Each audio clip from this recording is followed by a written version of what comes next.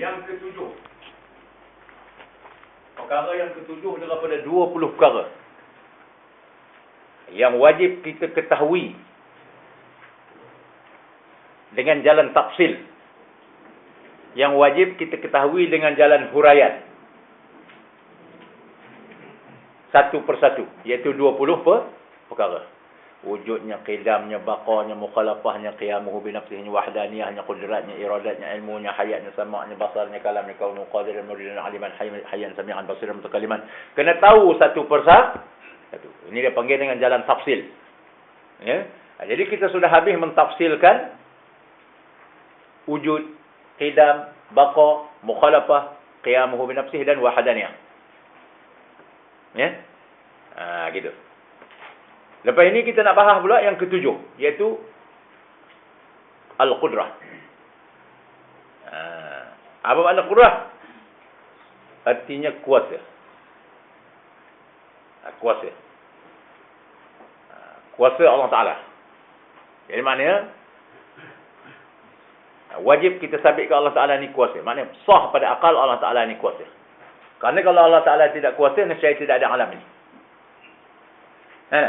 Kalau Allah Ta'ala tidak kuasa, nescaya tidak ada alam. Jadi alam ni sudah ada. Itu dalil dia. Gitu. Jadi artinya kuasa, kudrat Tuhan memberi bekas. Baik. Ini perkataan ini kita kena faham ya. Ini dia panggil perkataan majazi akli. Iaitu bersandar kepada pengertian dan pemahaman akal. Jadi maksudnya bila kita kata kudrat tu, bukan kudrat tu boleh memberi bekas dengan sendiri, bukan. Maksudnya kita kata di sana ialah zat Tuhan yang bersifat dengan sifat kudrat. Jadi bila kita sebut kudrat tu maknanya zat Tuhan itu sendirilah.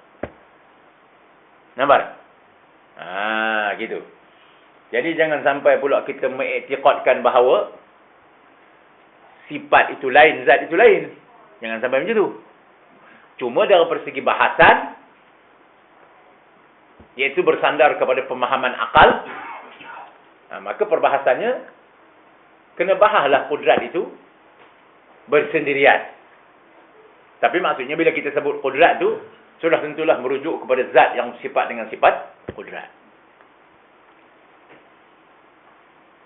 Faham? Jadi besok jangan duduk penin, jangan duduk penin.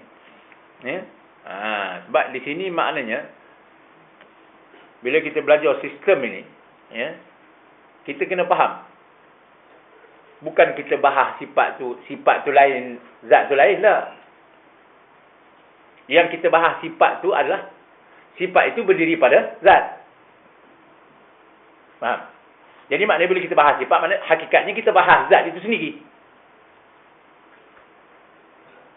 Faham? Jadi kena faham begitu.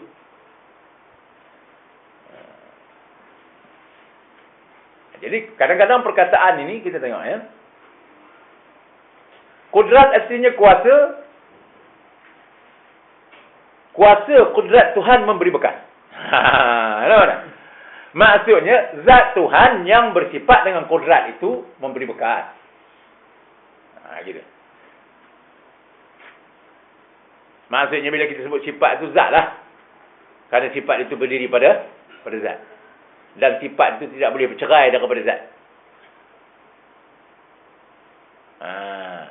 Barang siapa menceraikan sifat dengan zat, kafir ada tu. Kafir. Gitu. Kerana zat dengan sifat tak boleh bercerai.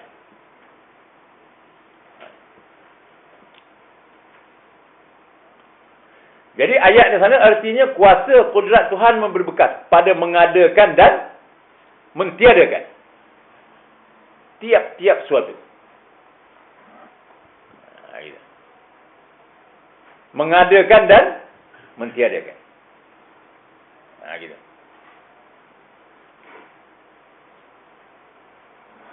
Maknanya mengadakan dan mentiadakan mungkinlah. Gitu. Maka hakikatnya sebenarnya Perkataan sebenar ni kena faham.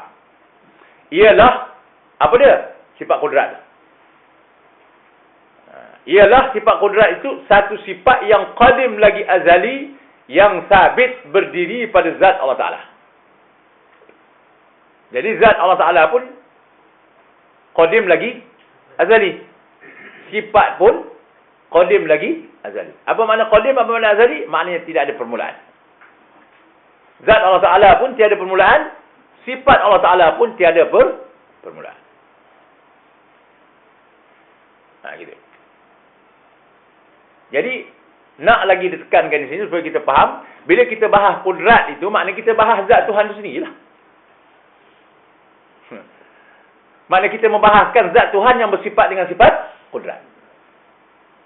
Bila kita bahas iradah, maknanya kita membahaskan zat Tuhan yang bersifat dengan iradah. Gitu. Bila kita bahas ilmu, maknanya kita bahaskan zat Tuhan yang bersifat dengan ilmu. Begitulah tiap-tiap sifat.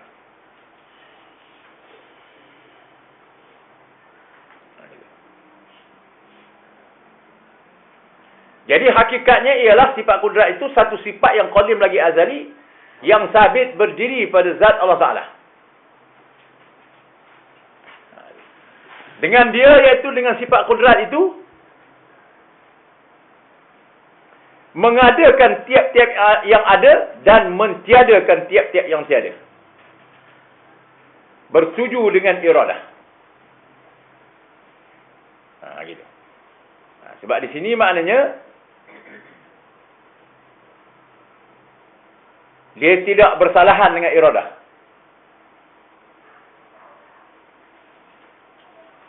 Apa yang Allah Ta'ala jadikan itu, sama ada mengadakan atau mentiadakan, ya, semua itu bersetuju dengan iradah, bersetuju dengan kehendak dia. Takkan pula boleh tak setuju dengan kehendak dia. Mana kehendak lain jadi lain. Tak. Mana itu membawa erti nyanyuk pula Tuhan. Lalai pula dia. Kehendak dia lain jadi lain. Gitu. Jadi sebab itu dia kaitkan dengan iradah. Dan iradah tu pula muafakat dengan ilmu. Iradah tu pula mesti muafakat dengan ilmu. Gitu.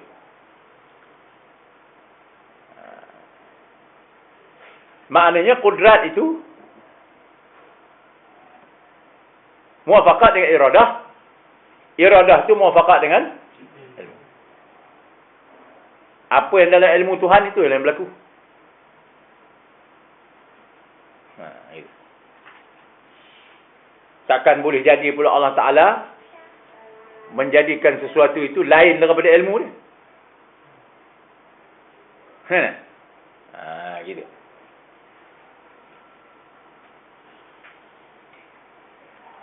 Adapun menyandarkan. Baik, kita bahas di sini. Itu kalau kita melangkau jauh kan, dia pergi ke sana kan, dia jadi jauh. Lagi-lagi. Kita baca yang ada atas kitab dulu. Adapun menyandarkan taksir. Apa makna taksir? Taksir itu makna memberi bekas.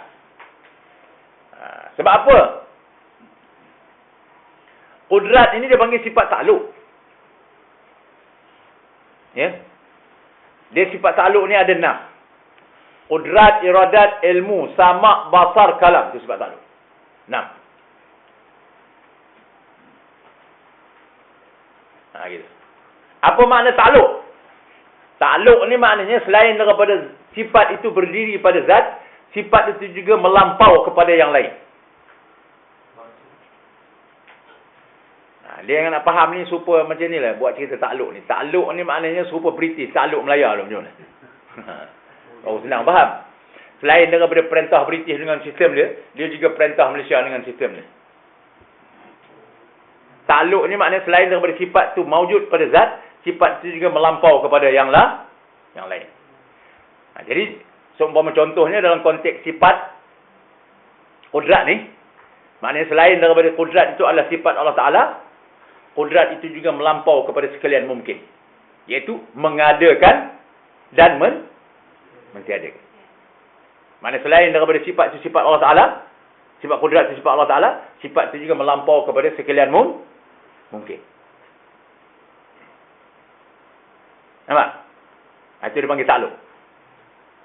Takluk maknanya, selain daripada sifat itu berdiri pada zat, sifat itu juga melampau kepada yang lain. Macam takluk negara, gitu. Gitu. Mana selain daripada merintah negara dia dengan sistem tu, dia juga memerintah negara yang dia takluk tu dengan sistem tu juga.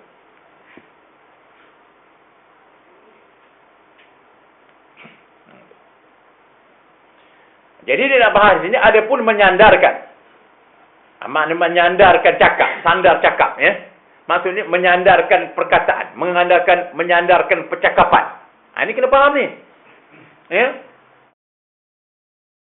Makna sandarkan cakap.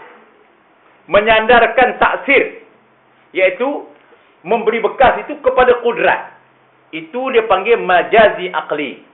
Iaitu sandaran ataupun sindiran cakap yang dipaham oleh akal. Maknanya disandar oleh cakap kudrat itu memberi bekas pada mengadakan dan mentiadakan.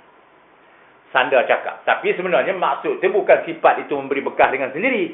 Maksudnya adalah zat yang bersifat dengan sifat kudrat. Sebab apa dia peringat di sini? Sebab takut bimbang. Kita memisahkan. Mengiktikadkan bahawa berpisah antara zat dengan sifat. Kerana zat dengan sifat itu tidak boleh berpisah. Jadi hakikatnya kita nak faham di sini bila kita bahas kudrat tu maknanya zat Tuhan yang bersifat dengan kudrat. Tapi disebut di sini kudrat itu merupakan itu hanya sandar cakap saja kerana pemahaman akal itu tadi. Kerana kita belajar ni hukum akal. Tapi jangan sampai diiktikad bahawa kudrat itu lain, zat itu lain. Ya? Sebenarnya bila kita sebut kudrat itu zat lah. Zat yang bersifat dengan kudrat. Zat bersifat dengan iradah. Zat bersifat dengan ilmu, hayat, sama, basar, kalam. Nampak tak? Ini iktikad ni kena jaga hati-hati. Ya? Jangan sampai kita mengatakan bahawa kudrat itu asing, bercerai daripada zat. Jadi kufur. Sebab itu menyalahi akal. Menyalahi akal. Zat tak boleh bercerai daripada zat. Sifat tak boleh bercerai daripada zat. Ni, jernih gelas ni, boleh keluar dari gelas. Jernih duduk lain, gelas duduk lain, boleh? Tak mana boleh. Hakikatnya jernih itu adalah sifat bagi zat gelas itu. Maka macam mana jernih nak duduk lain, sifat gelas duduk lain? Sebab itu tak boleh dipisahkan. Gitu. Cumanya disebut sini, kita sandarkan cakap tadi tu di atas tu, iaitu kuasa kudrat Tuhan memberi bekas, itu hanyalah majazi akli, iaitu sandaran ataupun sindiran cakap yang dipaham oleh akal jua. Jua itu makna sahaja. Ya? Jua itu makna sahaja. Kerana yang memberi bekas pada hakikatnya itu zat. Makna zat yang bersifat dengan sifat kudrat. Itu maknanya. Ini kena faham betul-betul. Ya? Sebab kalau kita tak faham ni, yang silap faham ni, itu yang jadi takut nak bercakap tu. Gitu. Takut nak keluar cakap. Sebab tidak memahami. Dia banyak orang sekarang ni yang malas nak buka kitab Usuluddin pasal tu. Sebab kalau dia tak percaya faham dia, orang tanya dia menggelupur tak dia. Ataupun kalau dia boleh baca, sekadar baca laju, wallahu alam, betul baca doa habis. Tak boleh buka soalan, betul? Sebab dia tidak memahami. Jadi benda ni kita kena faham. Ya? Gitu. Jadi jangan terlepas pandang situ. Maknanya bila kita kata kudrat, maknanya zat yang bersifat dengan kudrat. Bila kita sebut kudrat tu maknanya zat tu sendiri. Ya? Gitu.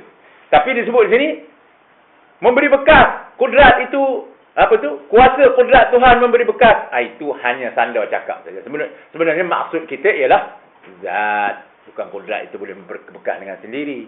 Ya. Itu. Faham dah 2 kali dah ya. Tu kalau tak faham lagi saja. Rebus kitab ni minum air. Kerana yang memberi bekas pada hakikatnya itu iaitu zat yang maha suci. Maka tidak ada perbuatan melainkan baginya. Tidak ada perbuatan melainkan bagi zat Tuhan sebenarnya. Tapi Sandor cakap, kita kata kudrat yang memberi bekas. Sebenarnya kita kata kudrat itu ialah merujuk kepada zat itu sendiri. Itu.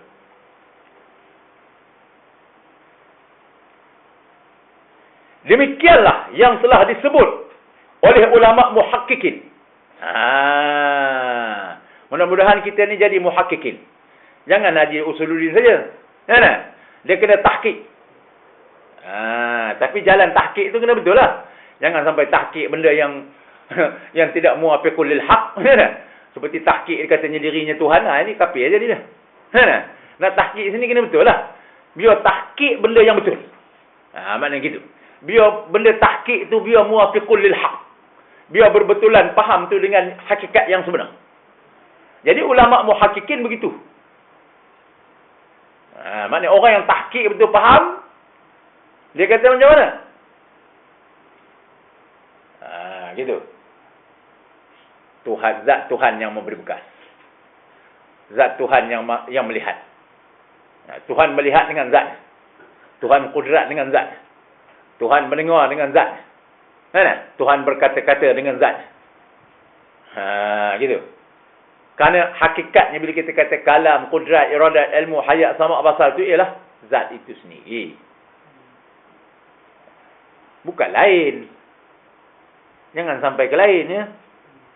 Jangan pula dianggap lain, zat tu lain, sifat tu lain, jangan. Jadi biar tahqiq lah. Cuma dibahas di sini ni, nak suruh kita boleh bahas. Disebutlah seolah-olah nampak macam terasing. Itu sebab jangan jadi dangkal. Ya? Jangan dangkal. Kita jangan jadi Wahabi yang dangkal. Itu. Sebab yang paling dangkal lah ni, anda tengok Wahabi. Selain daripada Syiah yang buat bengong ni, tu. Wahabi ni paling dangkal. Tu ngaji tak nak. Cakap buat pandai betul. Jadi biar kita tahqiq ya. Bila kita bahas kudrat, iradat, ilmu, hayat, sama' basar, kalam, jangan kita lupa bahawa itu sebenarnya zat.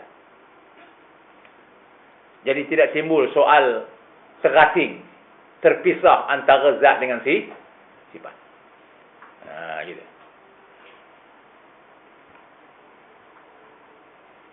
Tetapi pada orang awam, gitu. Jadi makna pada orang tahqiq tadi, pada orang yang tahqiq maknanya dia akan tahqiq terus zat. Gitu. Itu sebab dia kata tadi, pada hakikatnya yang memberi bekas pada hakikat itu ialah zat yang maha suci. Itu maknanya orang tahqiq tu. Gitu. Maka tidak ada perbuatan melainkan baginya, itu bagi zat. Itu orang yang tahqiq. Lihatlah perbuatan zat Tuhan. Gitu. Demikianlah yang telah disebut oleh ulama muhakkikin. Tetapi pada orang awam berkata, kudrat yang memperbuat. Bagi orang awam dia kata, kudrat yang memperbuat. Atau katanya itu kata orang awam, pandang olehmu perbuatan kudrat Allah. Sama ada dia kata pandang olehmu perbuatan kudrat Allah, ataupun kata orang awam ni kudrat yang memperbuat. Maka ini demikian itu haram. Dia jatuh haram. Dan kata setengah ulama makruh. Maknanya ditegah juga. Paling kurang maknanya makruh. Kalau tidak haram. Tapi kaedahnya makruh tu pun tegah juga tu. Haram tu tegah kerah lagi. Makruh tu tegah lah. Karaha maknanya tegah lah. Maknanya jangan kata. Tapi tegah sana tidak tegah mutlak. Maknanya kalau tak cakap, dapat pahala. Kalau tak cakap macam mana? Pandang olehmu perbuatan kudrat Tuhan. Makruh. Paling kurang. Ada. Pandang olehmu perbuatan kudrat Tuhan. Ataupun dia kata, kudrat Tuhan yang memperbuat alam ini. Paling kurang makruh.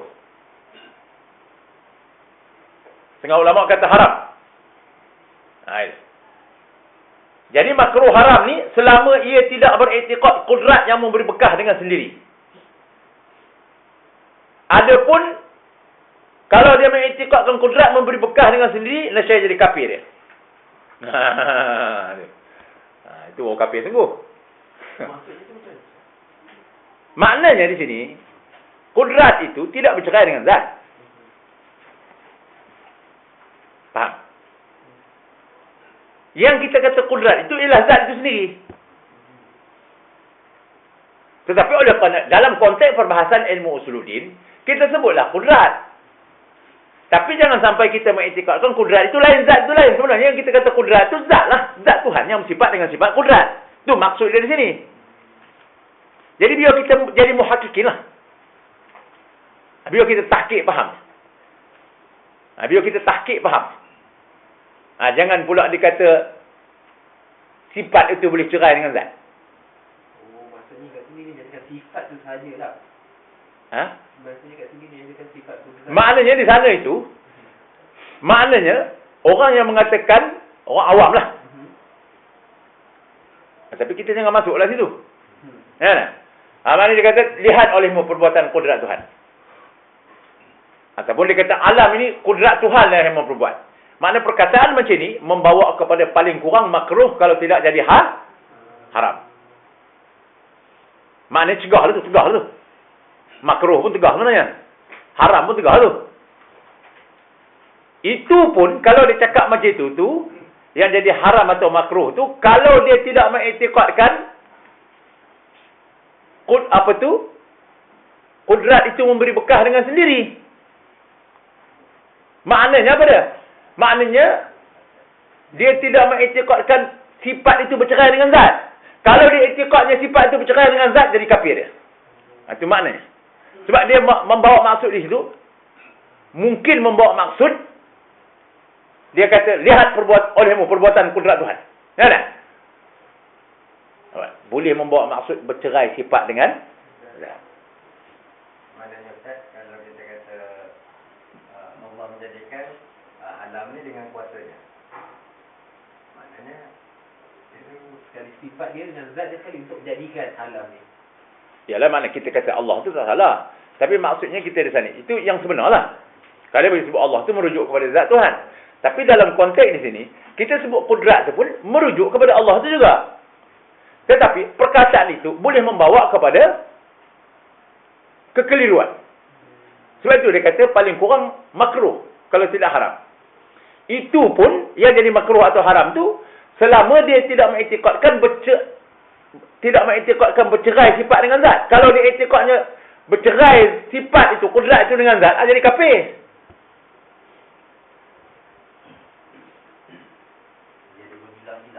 Jadi bilang-bilang zat lain, sifat lain. Nampak?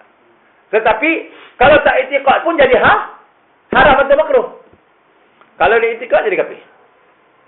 Sebab itu kita kena tahqiq di sini. Maksudnya bila kita sebut kudrat, sebenarnya zat Tuhan yang bersifat dengan kudrat. Kita kena faham yang tu. Bila kita faham yang tu, selesai masalah ni. Sebab itu kalau anda ulang-ulang 7-8 kali pun tak faham lagi, ya beratlah cerita dah. Maksudnya di sini, yang kita kata kudrat itu, iradat, ilmu, hayat, sama' basar kalam itu, maksudnya ialah zat Tuhan itu sendiri. Bukannya lain daripada zat Tuhan. Faham? Kudrat, iradat, ilmu, hayat itu maknanya adalah merujuk kepada zat Tuhan itu sendiri. Bukan lain daripada zat. Kerana sifat itu tidak boleh bercerai daripada zat. Nampak? Ada.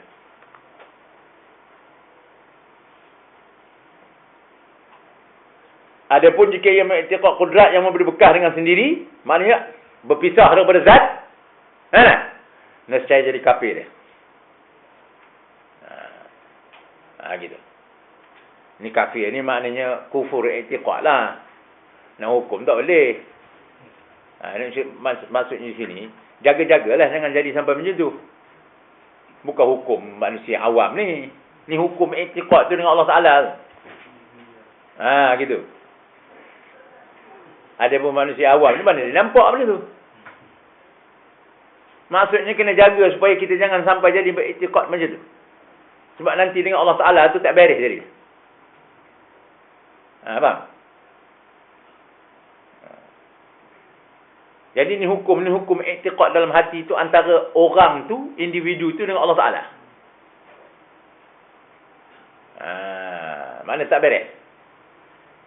Boleh bercerai pula sifat dengan zat. Kan? Itu. Maka yang sebenarnya, tu dia.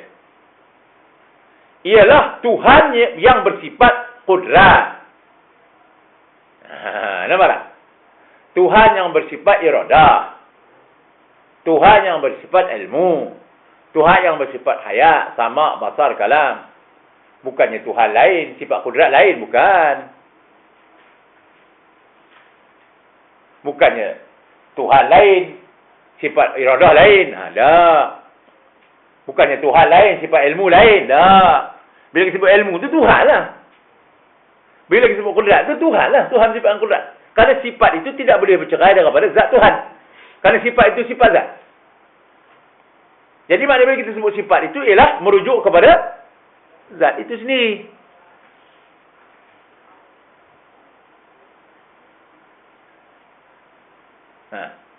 Supaya kita kenal gelah ni jernih.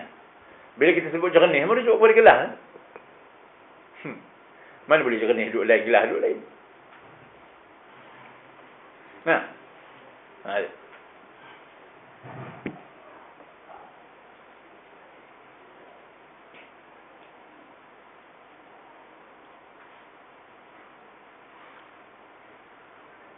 Maka yang sebenarnya ialah Tuhan yang bersifat qudrat. Tuhan yang bersifat iradah, ilmu, hayat, sama, basar, kalam. Bukannya sifat tu lain, Tuhan lain tak. Kan? Kalau dah sifat tu lain, zat lain, tak payah belajar lah. Belajar sifat dia. Zatnya Tuhan tu lain. Jadi kafir jugalah maknanya. Jadi qudrat ni lain, Tuhan lain. Berat lah tu. Kan? Jadi maksudnya jangan sampai macam tu. Kalau dah macam tu tak payah. Tak payah belajar sifat 20, nak buat apa? Belajar sifat je tu bukan sifat Tuhan. Sifat lain. Gitu.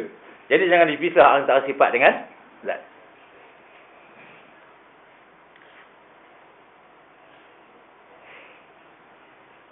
Jadi maka sebenarnya ialah Tuhan bersifat dengan qudrat, mempunyai kebesaran. Iaitu bersifat dengan kuasa. Qudrat, kuasa, mempunyai kebesaran dan perintahan yang meliputi. Meliputi.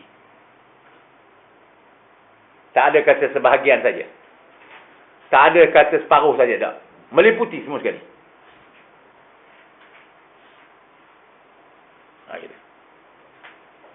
Dan sekalian makhluk dalam genggamannya. Ini sandaran cakap juga. Jangan kata Tuhan genggam pula. Ini puak-puak Hasyawiyah hantar dia kata Tuhan ada tangan pula. Ni buat bengong. Buat makan taik ni payah. Dia kata genggam. Ni Tuhan tangan. Ni kata genggam ni kata kepala otak dia. Ya?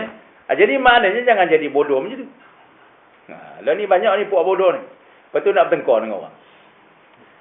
Genggaman tu maknanya kekuasaan Tuhan. Berada di dalam kekuasaan Tuhan. Kekuasaan Allah Ta'ala. Bukan genggaman tu mana ada tangan. Ya tak? Gitu.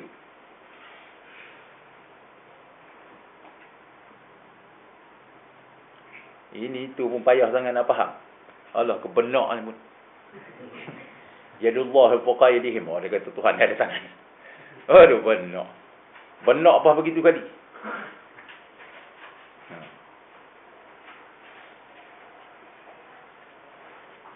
Yang bersendirian. Tak payah membantu. Gitu. Yang mengadakan apa-apa kehendaknya. Yang tiada dapat dikirakan. Gitu. Mana apa saja dia kehendak jadi, tak ada siapa dapat mengganggu dia. Para malaikat itu pun hakikatnya adalah dalam kekuasaan Allah Ta'ala. Nah, hakikat dia. Cuba kita nah. Pada pandangan adatnya, kita lah yang makan. Nah, kita lah yang bergerak. Hakikatnya. Bila kita tahqiq Allah Ta'ala yang kuasa. Mana ada kuasa kita lagi lah. La ilaha illallah. Mana? Tiada yang bersifat kuasa melainkan Allah. Maka ketika kita meraqabahkan yang kuasa itu Allah Ta'ala, lenyaplah kuasa kita. Tak ada kuasa kita. Mana terbuka lah hijab tu. Gitu. Sebab itu jalan kepada Allah Ta'ala ni ada jalan syariat, ada jalan tarikat, ada jalan hakikat, ada jalan ma'rifat. Kena ikut 4 jalan. Jangan hakikat saja, syariat tak ada. Tak ada. Ini nak main hakikat saja. Mayang dak apa dah kepala otak dia. Tak adil jadi kafir betul. Itu jalan kepada Allah Ta'ala. Jalan syariat, jalan tarikat, jalan hakikat, jalan ma'rifat. Kena ikut 4 jalan. Kena buat belaka. Gitu. Ni mentang-mentang belajar ilmu hakikat. Dia kata aku dapat dah ilmu hakikat ni. Betul syariat dia jampuk habis. Habis. Jadi kupur. Kerana Rasulullah datang mengajarkan syariat. Gitu. Ini hakikat saja, isi saja. Kulit tak ada. Isi saja, kulit tak ada, apa dia? Tai dia. Cepat dapat tuan tu. Isi saja, kulit tak ada. Jadi biar pegang 4. Gitu.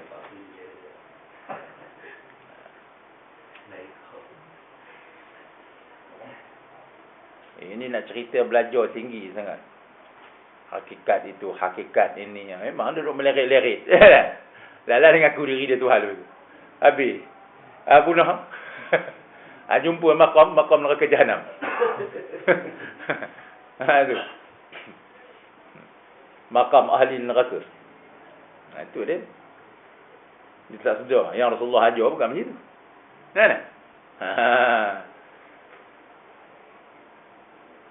Rasulullah itu berdakwah dengan syariat.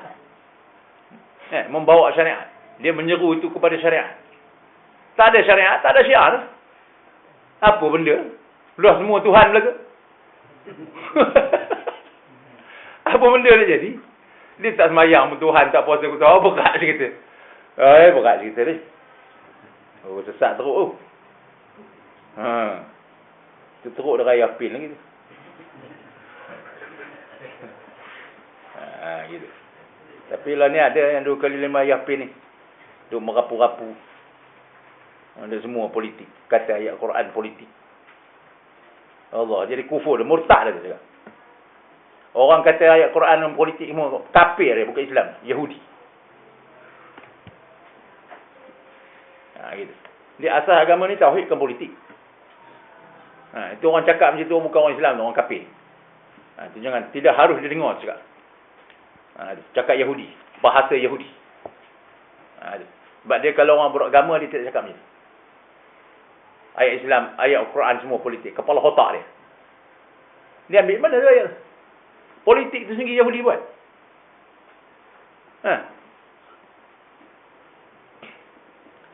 Sebab yang duk bohong orang lah.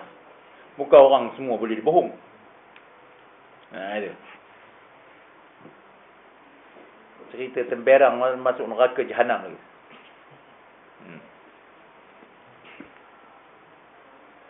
Jadi maka sebenarnya ialah Tuhannya. Betul. Dalam genggamannya mesti dia mengadakan apa kehendaknya yang tiada dapat dikirakan. Atau hakikat. Ya? Tuhan sahaja yang mempunyai kuasa. Menjadikan dan mentiadakan. Ini jaga baik-baik i'tiqad. Ini batiniah. Batin kena macam tu. Batin kena tergagah. Batin kena digagahi. Tidak ada yang bergagah melainkan Allah Ta'ala. La ilaha illallah. Tapi syariat kena buat, yuk. Dia ada ilmu syariat pula. Jangan duk kira isi saja. Kulit tak ada. Ya tak? Itu. Kalau macam itu Rasulullah ajar, berat. Dia kalau Rasulullah ajarnya. Tak kafir kalau mu percaya macam tu. Ya tak? Dia Rasulullah datang dengan syariat, tarekat, hakikat, marifat. Ya tak? Itu bukannya hakikat saja. Ya tak? Memanglah Tuhan kata innallaha ala kulli syai'in qadir. Allah Taala berkuasa di atas tiap-tiap sesuatu. Kan? Memang Tuhan kata apa lagi? Inna rabbaka fa'alun lima yurid. Kan? Gitu. Memang Tuhan kata, wallahu khalaqakum wama ta'malun. Allah Taala menjadikan kamu dan perbuatan kamu. Tapi Allah Taala juga kata aqimus salah. Kan? Dirikanlah kamu sembahyang. Kan? Itu syariat. Ini lu kira hakikat saja. Oh, Allah Ta'ala semua. Oh, bukan. Lagu tu lah Rasulullah je. Dah. Ya. Itu ngaji lah betul-betul. Lah ni banyak apa bengong ni. Itu yang bengong tak situ. Yang bengong kat politik lain pula. Habis semua politik pula. La ilaha illallah Muhammadur Rasulullah. Siapa dia ajar tu? Itu mengaji Yahudi. Betul nak ajar orang jadi Yahudi. Sah Yahudi tu. Jadi Tuhan sahaja yang mempunyai kuasa menjadikan dan ia sahaja yang kuasa mengubah-ubah. Ini hakikat. Ingat, ini hakikat ni. Hanya Tuhan sahaja yang berkuasa mengubah-ubah. Tak payahlah kita dakwah dia. Doa je lah. Berat tu. Dia lupa hakikat saja. Hakikat itu batin syariat. Mana syariat kena ada. Bila kita sebut hakikat itu batin, syariat kena ada. Yo. Mana? Syariat itu zahir hakikat. Baru betul. Mana? Ini mentang-mentang kata hanya Allah Ta'ala saja kuasa mengubah-ubah segala perjalanan alam dan hal yang berlaku dalam masyarakat manusia. Oh, berat. Semua Tuhan belaka. Aku ni pun tak membayang, ni pun Tuhan juga. Itu alamat tu. Alamat neraka lah tu. Ini jalan hakikat. Ya? Nak belajar ilmu hakikat jumpa ni. Tapi jangan hakikat saja. Gitu. Hakikat itu batin syariat. Maknanya hakikat itu sah kalau ada syariat. Kalau syariat tak ada, tak jadi hakikat. Tak jadi hakikat. Itu dakwa dia. Itu bukan hakikat. Orang yang tak pegang syariat itu bukan ahli hakikat. Dia mesti pegang syariat dia. Karena syariat itu batin hakikat. Gitu. Apa tu? Hakikat itu batin syariat. Dan syariat itu zahir hakikat. Gitu. Mu mendakwa orang hakikat. Kena ada syariat dia. Kena ada yang zahir. Apa dia yang zahir? Syariat. Kalau saya tak dakwa pun tak kena. Mana kita? Mu kata ahli hakikat syariat tak ada tadi. Itu bukan ahli hakikat, itu ahli pelawak. Ahli bohong. Mana lari daripada sunnah Rasulullah. Lari daripada sunnah Rasulullah. Gitu. Apa lagi kalau kata Rasulullah ngajar politik, lagi kafir Yahudi. Tu 10 kali kafir tu. Memang Yahudi laknatullah tu cakap begitu.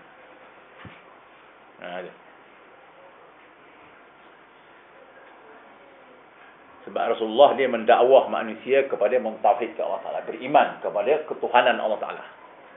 Bukan politik. Dia menjalankan siasah dipanggil untuk meletakkan tauhid itu di atas. Maka ini tauhid dibuang. Kata pula Rasulullah berhenti itu orang kafir cakap begitu. Bukan orang Islam. Ajaran tauhidnya dibuang, kata pula Rasulullah berpolitik. Semua ayat tu politik, itu kepala otak dia. Itu orang lebih sesat dari Yahudi tu. Yahudi pun tak ada sesatnya. Yahudi itu kurang sesat, itu lagi sesat cakap dia. Sesat yang teramat-amat sesat dia cakap dia. Sebab hakikatnya tidak begitu. Yahudi itu tak kisah sebab dia ikut Talmud. Ini mendakwa ikut Quran sesat juga. Yahudi tu memang dia ajar dah macam tu dalam Talmud dia tu. Sebab tu dia sesat pun dah sabar dengan ajarannya tu. Ini duk baca kitab Quran, dia faham lebih daripada Talmud lagi.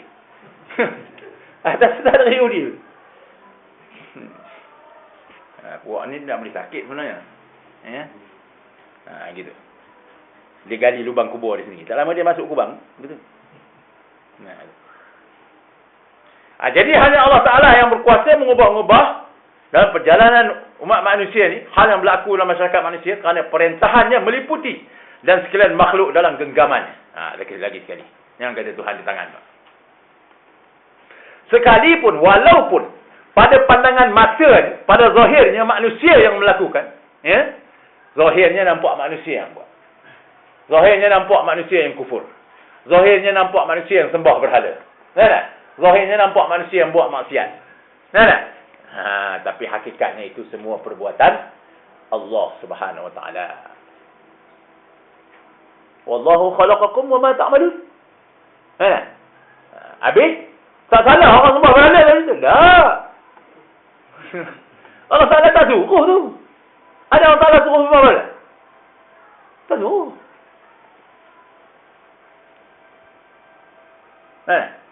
Tapi disembah berhala tu, dia mau cari sendiri.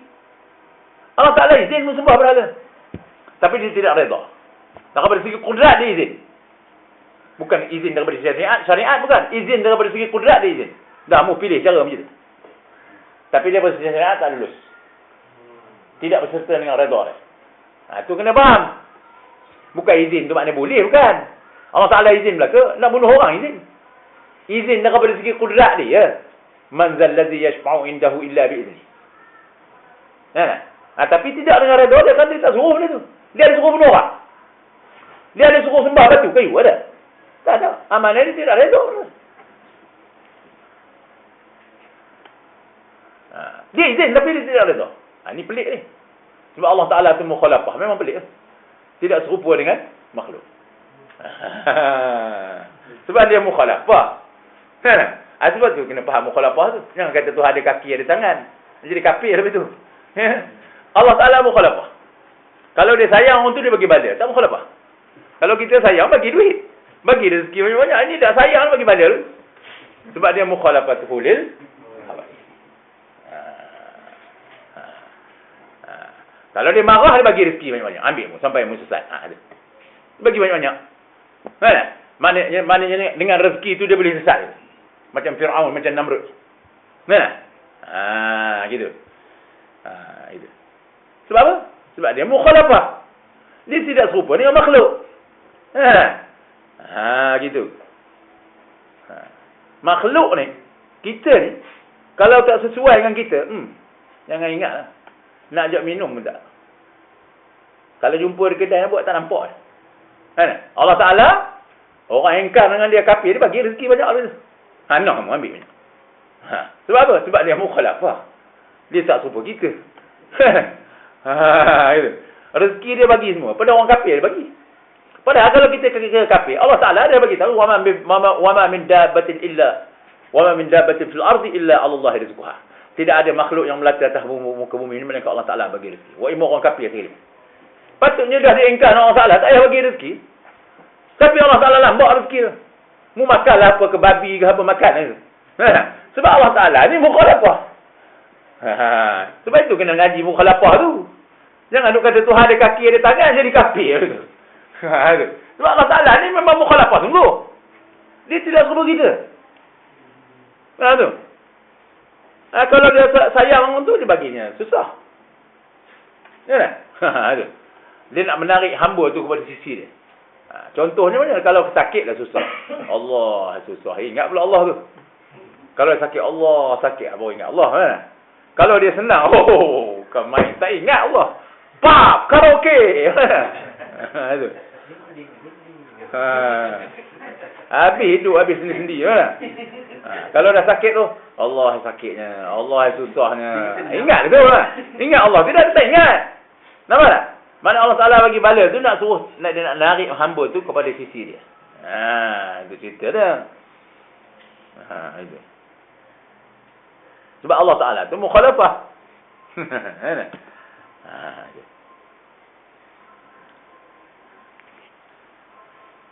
Sekalipun pada pandangan dan pada zahirnya manusia melakukan, memperbuat dan mengerjakan, tetapi hakikatnya ialah Tuhan.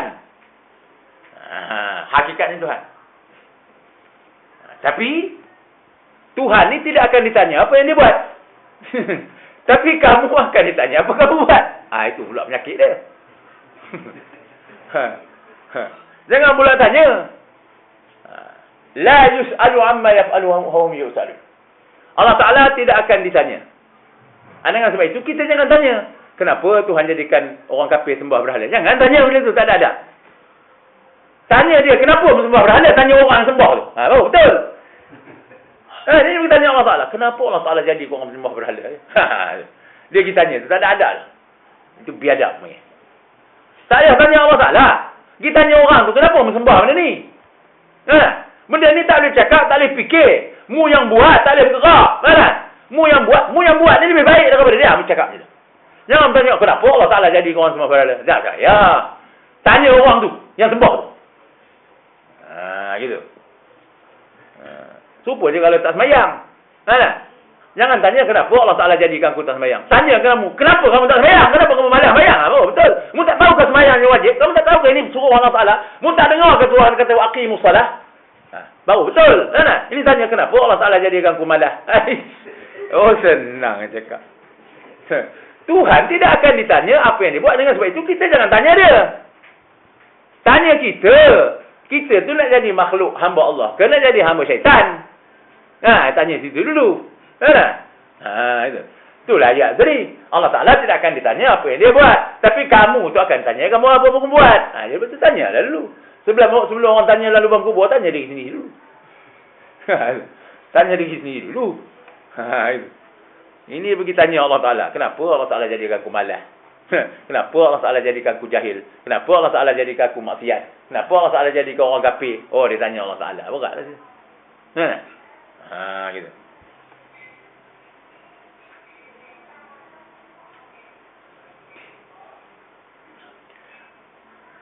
Hanya yang ada bagi manusia itu usaha dan ikhtiar.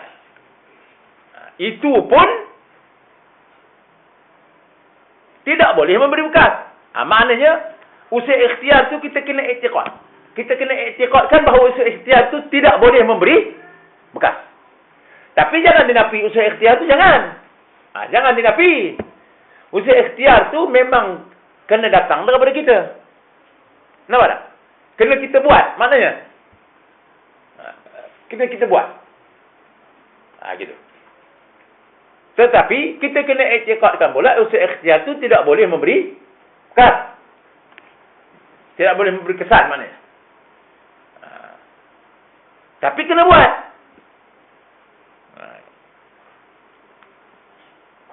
Itu pun tidak boleh memberi bekas. Maknanya wajib kita i'tiqad usaha ikhtiar itu tak boleh memberi bekas pada mengadakan atau mentiadakan. Hanya usaha dan ikhtiar itu pihak madkhal juga. Iaitu pihak madkhal apa makna? Jalan menjayakan sesuatu. Jalan untuk menjayakan sesuatu. Mana sebab? Kalau umpama kita kata nak sebab nak makan buah pisang, kena tanam pokok pisang. Sebab. Kena buat sebab tu. Gitu. Sebab tu kena buat. Jalan untuk mencapai benda yang kita hendak tu kena buat. Tapi hendaklah diiktikadkan bahawa benda kita buat tu tak boleh memberi bekas. Misalnya seperti putus suatu benda. Ini contoh. Maka jalan hendak putus benda itu mestilah dengan dipotongkan. Maka bukan perbuatan potong itu memberi bekas. Bukan. Nampak? Perbuatan potong itu tidak boleh memberi bekas. Pada memutuskan. Bahkan sebenarnya yang memutuskan itu ialah Tuhan. Yang memutuskan itu Tuhan. Gitu. Atau dengan ibarat lain diumpamakan manusia itu seperti kolam. Pena, pensil. Berjalanlah kolam itu pada menulis suatu huruf. Sesuatu kalimah dengan mengikut kehendak si penulis. Yang demikian jadilah pada zahirnya kolam yang menulis. Kalau kita tumpu pandangan pada kolam tu, kita nampak kolam itulah yang menulis. Pen itulah yang menulis. Adapun hakikatnya ialah mengikut kehendak tangan si penulis.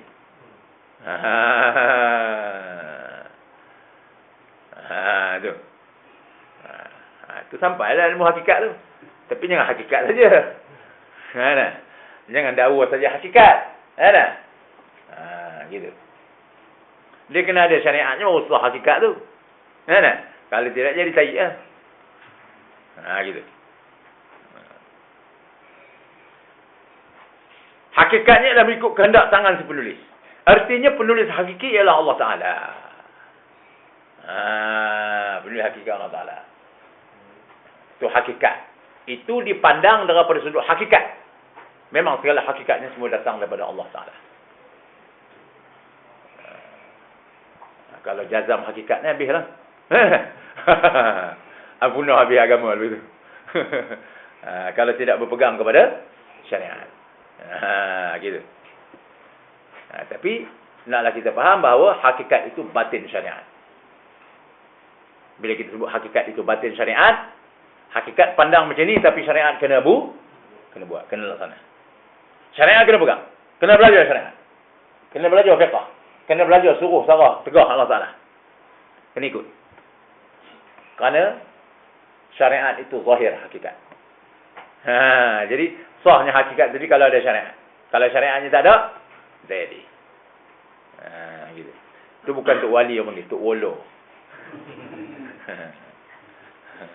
Dia kata aku sampai ni makam wali, makam wolo boleh. Kalau kami mengaji dulu kata bukan tok wali ni, tok wolo.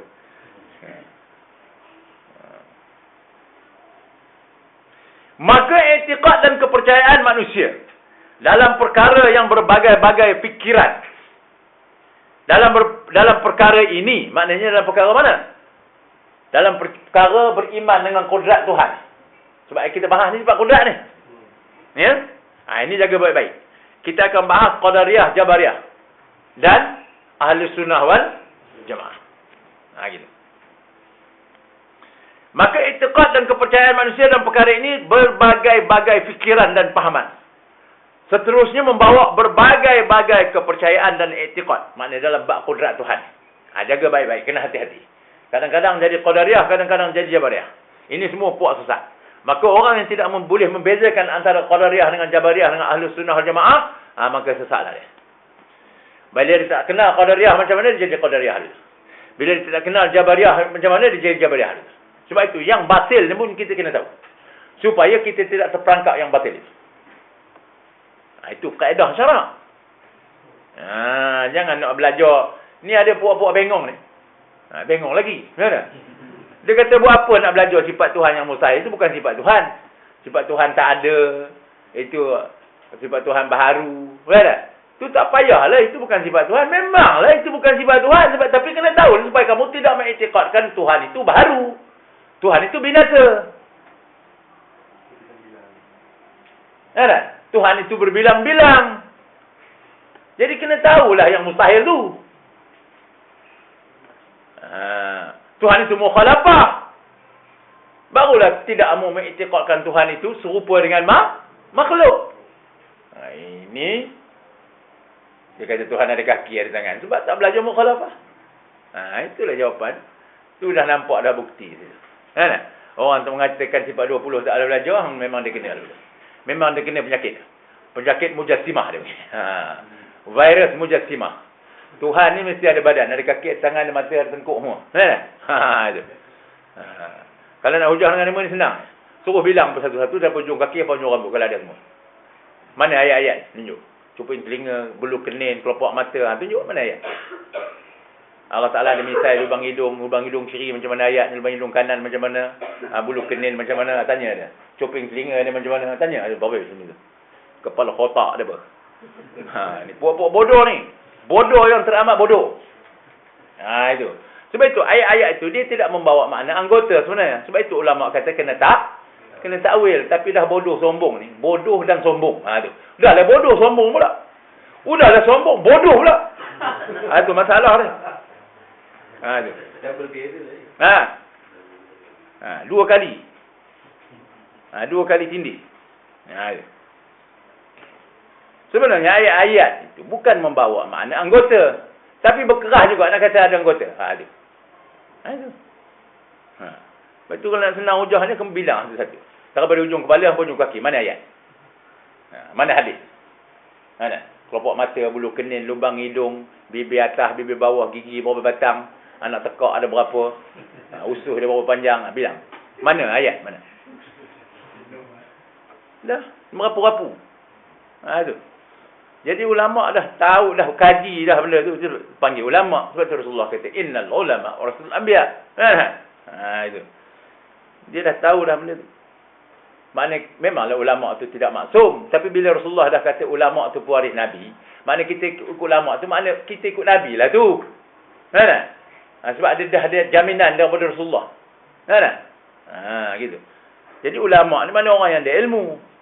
Bukan orang bodoh. Bukan orang yang mengaku diri ulama.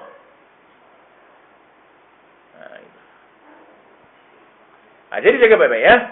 Bagai-bagai kepercayaan dalam bab beriman dengan kudrat Tuhan. Maka dengan sebab itu dinyatakan di sini 3 macam i'tiqad atau kepercayaan. Yang pertama i'tiqad qadariyah. Ini qadariyah jaga baik-baik. Ini banyak orang kita jadi qadariyah. Qadariyah berbanyak, jabariyah berbanyak.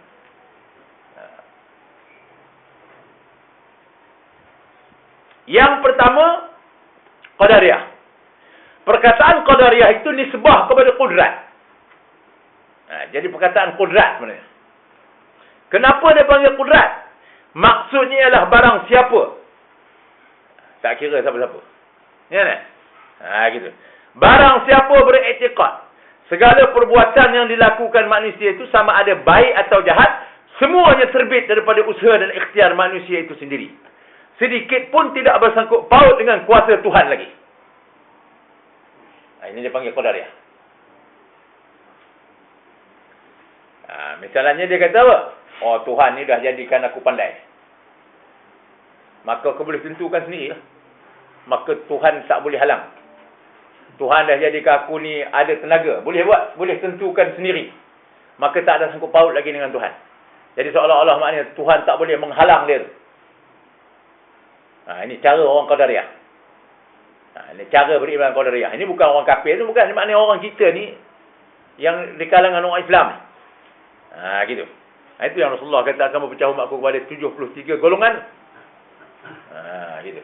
Jadi orang qadariyah ni pun ada ulama dia. Ada kitab-kitab dia, ada mazhab dia. Sebab tu dibahas di sini. Tapi lah ni lah seorang betok lah yang letak lah ni puak Wahabi. Itu. Itu lebih kurang sama sesat masuk neraka jahanam lagi. Itu. Sebab Rasulullah dah beritahu yang selamat adalah ahlus sunnah wal jamaah. Yang betul-betul detail perbahasannya, yang betul-betul tuntas. Ya? Selesai dia punya kupasan. Itu. Mana ada kaedah, ada disiplin ilmunya, ada cara, ada dia punya apa? Apa tu cara dia menyorot ayat Quran itu. Gitu. Bukan makna mengalihkan, menukar makna membuang maksud dah. Gitu. Takwil misalnya, takwil. Takwil tu Allah Taala sendiri bagi tahu. La ya'lamu ta'wilahu illa Allah war-rasikhuna fil 'ilmi. Tapi puak-puak ni dia pergi pusing ayat tu. Dia kata la ya'lamu ta'wilahu illa Allah. Dia berhenti situ. Lepas tu war-rasikhuna fil 'ilmi ni lain dia kata. Itu.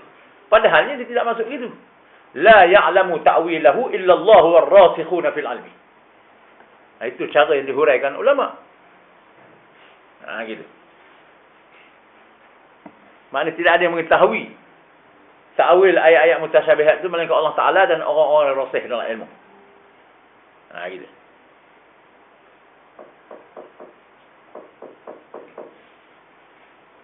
Alhamdulillah.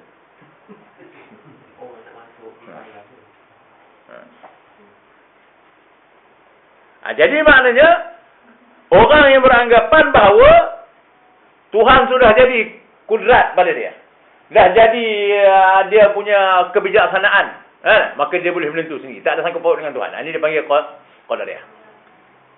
Maka i'tiqad ini dinamakan i'tiqad qadariyah. Yang demikian nyatalah pahaman i'tiqad qadariyah itu, iaitu manusia sendiri memberi bekas pada segala perbuatannya. Tetapi dengan kudrat yang dijadikan Allah Ta'ala pada manusia. Gitu. Dia percaya Allah Ta'ala bagi kudrat. Tapi dia kata, Allah Ta'ala tak boleh, maknanya dia boleh tentukan sendiri. Tak ada sangkut paut lagi lah dengan Tuhan. Gitu. Ini dipanggil Qadariyah. I'tiqad ini didapati menyalahi dengan hal kejadian manusia. Pada tiap-tiap masa. Kerana terlalu banyak kehendak manusia tidak tercapai. Dan selalu terbantut. Kalau manusia tu boleh tentukan sendiri. Barang dikehendak, barang jadi, barang dicipta, barang dapat.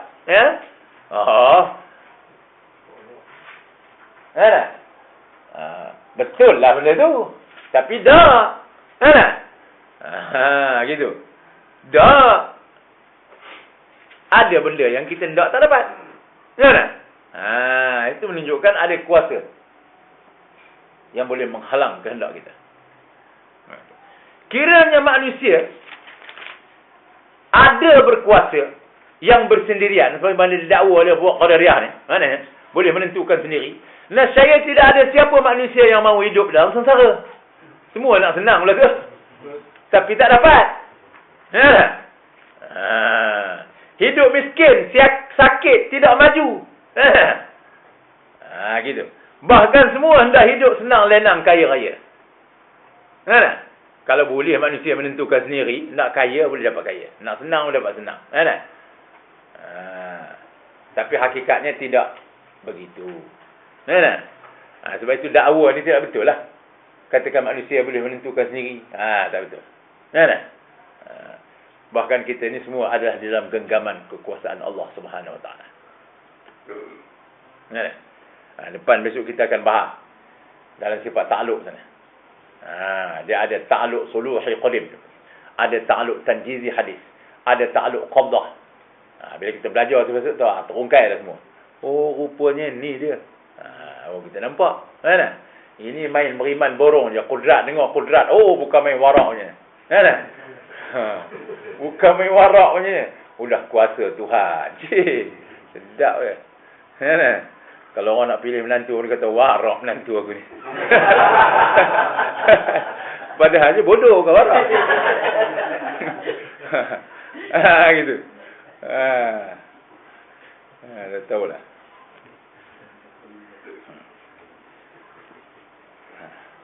Maka nyatalah fikiran dan pahaman mazhab Qadariyah ini melampaui sempadan. Maknanya melebihi sempadan. Maknanya tidak realiti. Tidak realistik. Tak realistik. Orang Qadariyah ini tidak realistik. Berpegang pada usul ikhtiar. Tidak bersandar kepada kudrat kuasa Allah Ta'ala. Gitu. Seolah-olah tidak kenalkan kudrat Tuhan. Maka mazhab ini hukumnya fasik. Ada juga ulama mengatakan kafir. Kafir ke fasik ke tempat dalam neraka serupa ya. Gitu. Kita kalau boleh nak mohon pada Allah Ta'ala waqina azaban nar. Peliharakan kami, jauhkan kami daripada api neraka. Gitu. Maknanya ini semua mazhab sesat ni begitu. Ya? Gitu. Tetapi yang muktamadnya tiada kafir kerana pahamannya itu mengadakan yang tiada. Gitu. Berkata mereka itu ada memberi bekas kudrat padahal kudrat hamba tidak memberi bekas sama sekali. Gitu. Baik, yang kedua i'tiqad Jabariyah. Ini seronok cerita Jabariyah pula. Banyak orang kata Jabariyah ni. Qadariyah tu mungkin payah sikit. Tapi Jabariyah ni cukup banyak. Kita baca tengok. Tengok banyak, kita banyak. Perkataan Jabariyah itu adalah daripada perkataan Jabrun. Iaitu maknanya tergagahi. Mana tergagah tu makna digagahi lah. Tergagah tu makna kena gagah maknanya. Makna digagahi. Makna digagahi oleh kuasa Tuhan. Sampai dia merasakan diri dia tak ada kuasa. Makna hilang usaha ikhtiar pada diri dia. Ini makam fana. Tapi sesat. Makam fana tapi sesat. Fana yang sesat. Itu. Maksudnya barang siapa beriktikad bahawasanya manusia dan makhluk bergantung kepada qada dan qadar semata-mata. Ni. Tidak ada baginya ikhtiar. Tidak ada baginya ikhtiar atau boleh memilih. Ikhtiar itu makna memilih lah. Ikhtiar itu makna memilih lah. Sama sekali. Maka i'tiqadnya ini dinamakan i'tiqad Jabariyah. Artinya perbuatan baik dan jahat yang dilakukan dalam dunia ini bukan kehendak sendiri. Maknanya dia percaya ini bukan kehendak dia. Dia buat maksiat, dia malas, dia jahil, ni bukan kehendaknya. Ini semua Allah Ta'ala ni punya pasal ni semua ni. Ini semua kisnya Allah Ta'ala lah punya kis mereka ni. Gitu. Bahkan terpaksa menjalankan dengan kehendak dan kuasa Tuhan semata-mata. Allahu Akbar. Gitu. Ni dah sampai dah maqam ni. Gitu. Gitu. Maka iktikad ini membawa kepada tidak berguna syurga neraka. Habis tak guna belaka. Tuhan kata syurga pun tak ada guna. Kan? Dah dia tanda. Dia kata macam mana? Kalau Tuhan nak ubuh, dia ubuh. Lepas tu. Warak punya kan? Dia bunyi sekali imbah macam warak ni Jabariah ni. Sungguh. Kan? Dia bunyi-bunyi sekile-kile. Kalau orang jahil, dia kata tinggi tasawuf pun.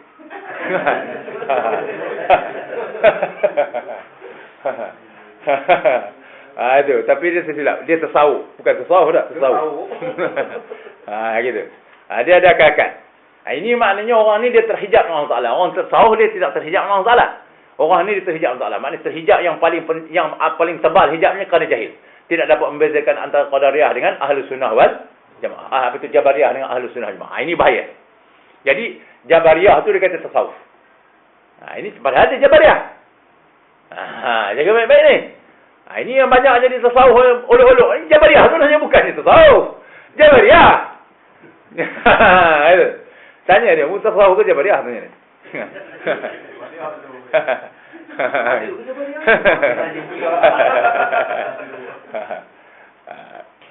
Jadi maknanya kalau macam ni cara dia, Allah Ta'ala kata neraka pun dia tak ada takut. Padahal neraka tu patutnya takut. Ya tak? Syurga tu patutnya kita hendak. Hendak masuk syurga, siapa tak hendak? Bila dari keliling pinggan, tak nak? Kami seronok punya kan? Takkan tak hendak ke? Mesti hendak kan? Tapi dia kata, ikut Tuhan lah. Ni orang Jabariyah. Terpulang daripada Allah Ta'ala. Macam mana agak-agak? Jadi tak ada guna syurga neraka. Sebut neraka pun dia tak takut. Sebut syurga pun dia tak nak. Apa sudah? Apa jadi? Kafir lah tu. Gitu. Patutnya sebut neraka tu dia takut. Kalau orang beriman betul neraka tu wujud. Sebut neraka dia takut. Waqina azaban nar. Sebut syurga dia hendak. Sebab orang tak waras dia tak nak syurga ni. Nikmat dalamnya ma la ainun ra'at wala udhunun sami'at wala khatara ala qalbi bashar. Orang waras mesti dia hendak. Nikmatnya tak pernah terlintas oleh mata manusia. Tak pernah terdengar oleh mata, tak pernah terpandang oleh mata, tak pernah terdengar oleh telinga, tak pernah terlintas oleh hati manusia. Nikmat ni. Takkan tak hendak kot. Selagi orang tu ada akal mesti dia hendak. Kecuali kalau orang tu tak ada akal dah gila, memang dia kata tak hendak. Gitu. Jadi orang ni dia tidak faham je ni. Dia kata ikutlah. Ikutlah Tuhan nak ubah syurga ke neraka. Dia mayang tak juga. Orang tu tahu dia buat mayang ya, tambah bengkak-bengkak kaki. Tapi dia kata ikutlah. Allah Ta'ala nak ubah mana aku redha belaka. Tak apalah. Dah dia buat ibadah sungguh. Ini dengan sebab dia malas amal ibadah. Maka sama dengan orang tasawuf tu. Dia alasan gitu. Jadi maknanya Allah Ta'ala bagi tahu neraka pun dia tak takut, bagi tahu syurga pun dia tak nak. Gitu. Jadi syurga, neraka, Rasul, Quran, kitab-kitab Allah yang telah lalu, agama dan segala undang-undang semua tidak ada faedah. Orang Jabariyah ni macam tu. Dia jadi macam tu. Undang-undang tak ada guna buat ni. Kalau betul kuat berkarat-karat Qadariyah, Jabariyah ni, tak ada guna undang-undang. Macam mana? Kalau polis tanya kenapa tak pakai topi, ni semua kerja Tuhan kita.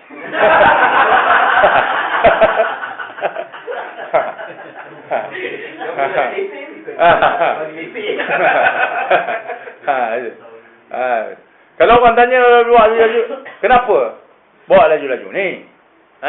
Ni nak sama ni? Datuk ini kena ingat, Datuk ini semua kerja Allah Ta'ala.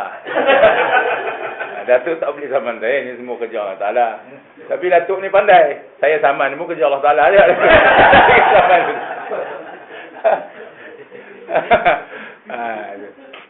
Saya nyaman ni. Mungkin kerja Allah Ta'ala. Gitu. Jadi sama-sama kena. Ini Jabariyah. Jadi tak ada faedah. Undang-undang tak ada faedah. Kalau jenis macam ni. Gitu. Yang demikian itu salah dan sesat. Salah dan sesat. Tidak bersetuju dengan akal, tidak bersetuju dengan adat dan agama. Hukumnya fasik, tetapi tidak ada ulama yang mengatakan kafir kerana pahaman ini menidakkan barang yang ada, iaitu berkata mereka itu tidak ada usaha pada hamba. Padahal yang sebenarnya hamba itu ada usaha. Bahawa hasilnya, kaedahnya, ini semua mazhab sesat. Ya? Dan kita tidak boleh duduk di makam itu. Ya? Kita tidak boleh duduk di makam itu, hendaklah kita duduk di makam Ahlus Sunnah wal Jamaah. Gitu. I'tiqad Ahlus Sunnah wal Jamaah. Boleh lagi? Boleh ya, konok ya. Perkataan Ahlus Sunnah. Ini yang orang ada kata sunnah-sunnah ni. Kan? Ini sunnah daripada segi i'tiqad lah.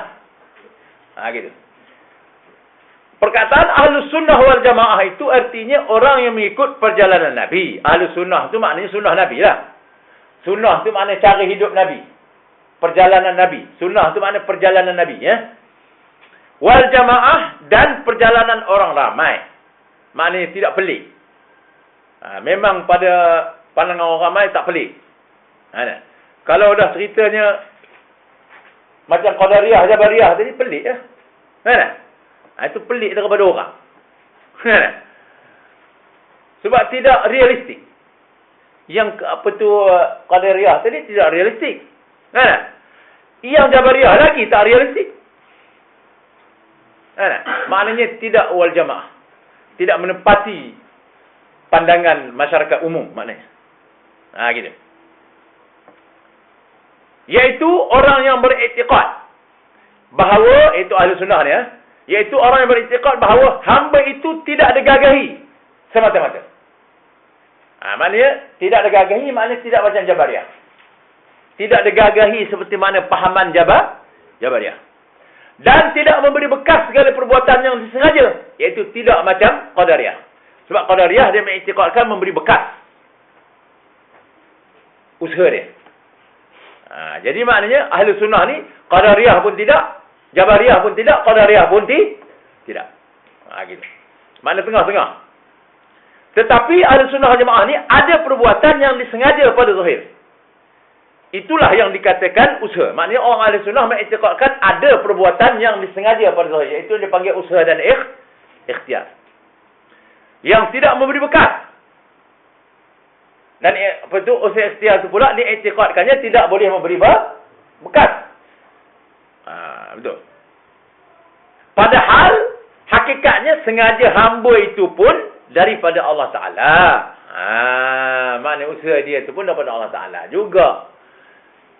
Gitu. Jadi mana orang ahli sunnah ni, dia jadi tawaduk lah. Kalau dia rajin pun dia kata Alhamdulillah. Allah Ta'ala jadikan aku rajin. Allah Ta'ala jadikan aku sihat. Maknanya beri taufik kepada dia. Beri taufik itu panggil taufik. Ya? Maknanya pertolongan Allah Ta'ala. Maknanya taufik maknanya apa ni? Muwafaqat daripada Allah Ta'ala terhadap hidayah dia. Ya? Gitu. Gitu. Jadi maknanya dia mengiktikadkan rajin dia tu pun, warak dia tu pun, sama ada warak dia ke ilmu dia ke apa ke, semua itu adalah daripada Allah Ta'ala. Jadi tawaduk lah. Gitu. Itu orang ahli sunnah. Walhasil sekalian makhluk menyahaja. Mana kesimpulannya, sekalian makhluk menyahaja dan berikhtiar pada zahir. Ini kesimpulan ni kena ambil. Ini kena ambil perkataan ni. Maknanya makhluk, iaitu kita ni, menyahaja pada zahir dan tergagah pada batin. Pada zahir kena buat usaha dan ikhtiar sehabis daya. Tetapi pada batin, pegang pada Allah Ta'ala semata-mata. Sedikit habuk pun tidak berpegang pada usaha dan ikhtiar. Rupanya kita belajar ni.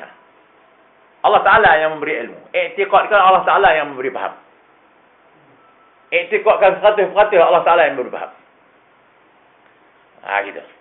Hanya Allah Ta'ala je yang boleh beri faham kita. Tetapi usaha ikhtiar kita buat.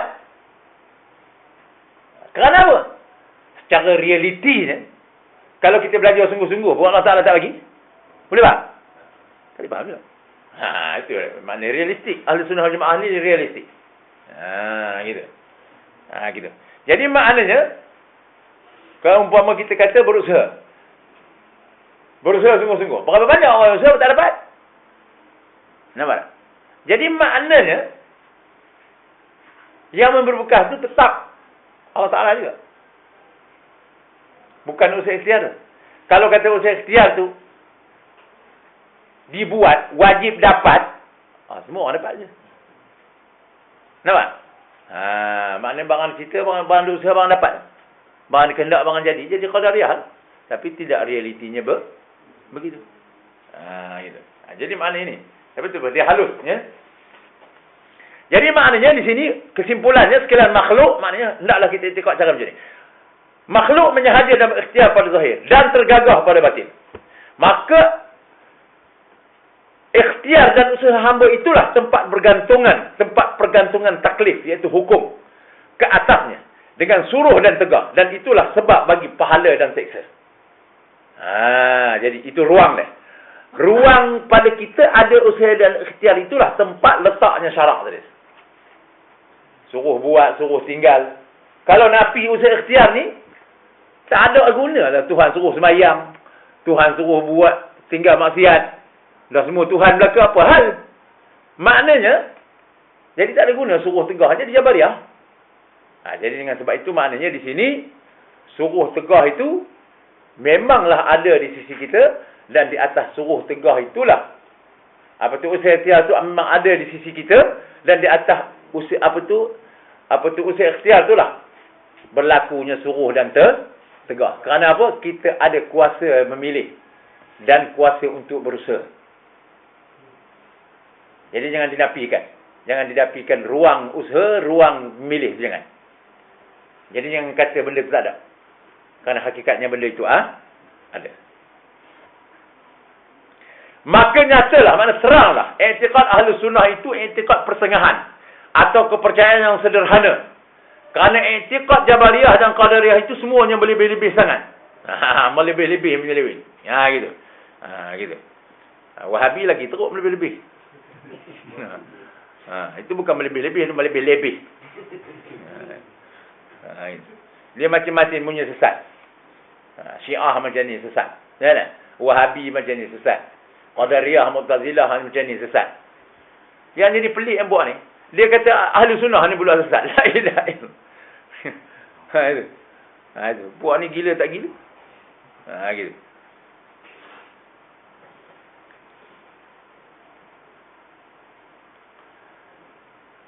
Maka dihukumkan i'tiqad ahli sunnah jemaah dengan sebenar-benar dan pertengahan, kerana ia mengadakan perkara yang ada. Maknanya perkara ada, dia kata ada, ya. Tak ada, dia kata tiada, dan mentiadakan perkara yang tiada.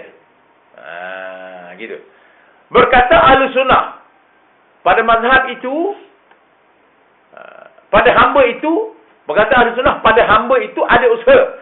Kerana sebenarnya ada usaha pada hamba. Tidak dinafikan. Kerana kalau nafi ini jadi Jabariyah. Gitu. Dan mereka itu menidakkan hamba itu tergagah semata-mata. Kerana sebenarnya jua hamba itu tidak tergagah semata-mata. Gitu. Kerana kalau tergagah, dia panggil Jabariyah. Gitu. Dan sebab dihukumkan i'tiqad ahli sunnah itu pertengahan, kerana ia tidak sangat kendur berjela-jela. Seperti Jabariyah. Kendur berjela-jela. Udah macam udah macam apa?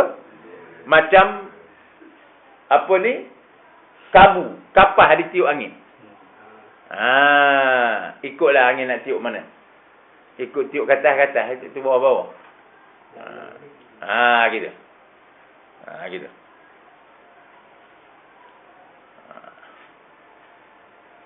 Tidak sangat kendur berjela-jela dan tidak tegang berdenting-denting. Seperti Qadariyah. Makna Qadariyah ni, Diibaratkan berdenting-denting. Oh, aku boleh buat. Gitu. Itu semua kita boleh atasi. Pasti boleh. Confirm boleh. Itu qadariyah. Maka Tuhan kata wala taqulanna li syai'in inni fa'ilun dzalika ghadan illa an yasha Allah. Janganlah kamu kata sesuatu itu aku akan buat esok. Kecuali kamu kata insya-Allah. Ini tak ada lapi. Pasti boleh. Itu qadariyah. Itu pegang pada tenting itu. Makin sebaik-baik itu, sebaik perkara itu ialah yang pertengahan. Bagaimana tersebut dalam hadis, khairul umuri awsatuha. Sebaik-baik perkara itu yang pertengahan sahaja. Jadi, ahli sunnah adalah yang pertengahan. Baik, maka fikiran orang Islam. Orang kita Islam lah. Dalam perkara yang tersebut, telah didapati kebanyakan mereka itu mengikut pahaman Jabariyah. Maknanya orang Islam ni banyak jadi Jabariyah. Qadariyah ni kurang. Ada juga tapi kurang. Banyak Jabariyah lagi. Ini dia bahas ni. Sekalipun mereka tidak mengaku pada zahirnya. Dia tak mengaku. Aku ni mazhab Jabariyah, dia tak mengaku. Orang kata Jabariyah dia marah begitu. Itu. Pada zahirnya, tetapi gerak-geri dan tutur kata mereka menunjukkan demikian itu. Gerak-geri, tutur kata, perbuatan, amal perbuatan menunjukkan bahawa tindakan itu adalah menunjukkan berpegang kepada pahaman Jabariyah. Dalil. Ini dalil. Ini dalil ni seronok ni. Dalilnya, ini banyak berlaku dalam masyarakat. Ini bukan dia buat saja. Ini memang banyak berlaku dalam masyarakat. Dalil bagi menguatkan kenyataan ini, maknanya jangan tuduh saja kena ada dalil. Gitu. Ialah diambil daripada percakapan orang Islam. Tak kala ditanya seorang, kenapa awak tak naik haji? Contoh. Maka dijawabnya belum ada seru. Padahal duit dah ada, seru kepala otak apa lagi. Mudah ada duit, kena wajib pergi lah tu. Tapi dia kata, duit ada dah tapi belum sampai seru. Dah seru dalam Quran pun tak cakap, watimul hajja wal umrata lillah. Tunaikanlah haji dan umrah kerana Allah Ta'ala. Maka dia tak seru mana lagi? Seru mana lagi? Gitu. Seru tu 1400 tahun dah bagi tahu dah. Belum beranak lagi seru dah. Dia kata seru lagi. Maka jawabnya belum ada seru. Gitu. Maknanya di sini kita kena faham ya. Kalau dah kita tahu bahawa kerja haji itu wajib, rukun Islam, maka apa jalan yang boleh mencapaikan ke sana? Duit. Kena cari. Kerana tak tertunai kewajipan tu kalau tak ada duit. Kena usaha. Tak boleh kata sampai seru. Belum sampai seru. Mungkin kata, duit tak cukup lagi. Belum ada lagi kelapangannya. Tengah usaha lah, tengah mengumpul-ngumpul. Barulah betul. Ini belum ada seru. Sama ada duit ke tak ada duit, jawab macam tu Jabariyah. Terutama yang ada duit. Memang dah sah dah benda tu wajib pergi, dia kata belum sampai seru. Dia Jabariyah. Gitu. Yang tak ada duit, kubur juga. Tapi mungkinlah dia tak pergi tu memang kerana tak ada duit. Tapi jawab tak kena cara. Jawab tak kena cara. Itu satu. Kalau ditanya apa sebab si Polan itu bercerai, maka dijawabnya sudah takdir. Ini lagi satu. Ini orang bujang nak syarah orang kalamin ni payah ni.